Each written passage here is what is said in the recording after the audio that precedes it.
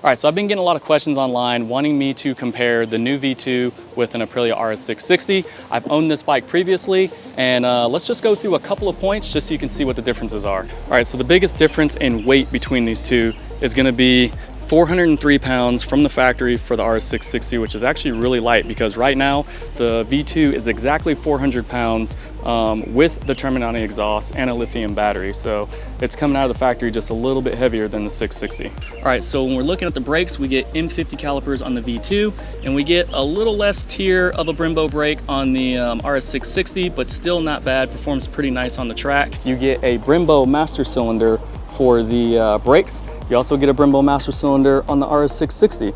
Now, as far as the clutch goes, this is hydraulic and the 660 is cable. As far as suspension goes, the V2 is fully adjustable up front and in the rear, while on the 660 you don't have a lot of adjustability.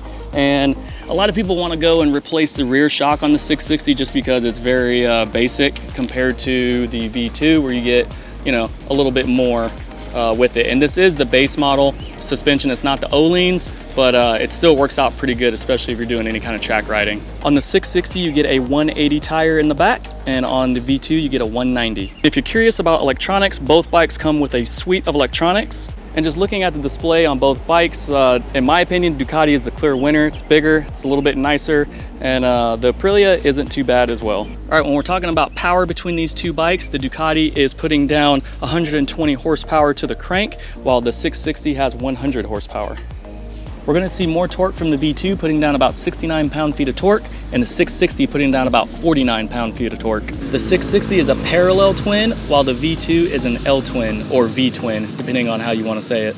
The 660 is a 659cc motor, while the V2 is a 890cc motor.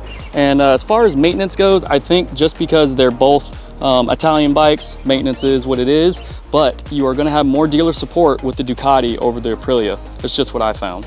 Ergonomics of both of these bikes. Sitting on the V2 feels really comfortable for me. I'm 6'1", so even for some shorter riders, I don't think this is going to be much of a problem because this has been set up more for street riding compared to the previous version V2. Sitting on the 660 here, it does feel a little bit shorter than the V2, but not bad. I thought this bike was very comfortable when I had it, and when you get both on the track, if you plan on doing some track days, both bikes will not disappoint. You will have a blast on either one. All right, so if you're on the fence of getting a V2 or a 660, I hope this side-by-side comparison helps.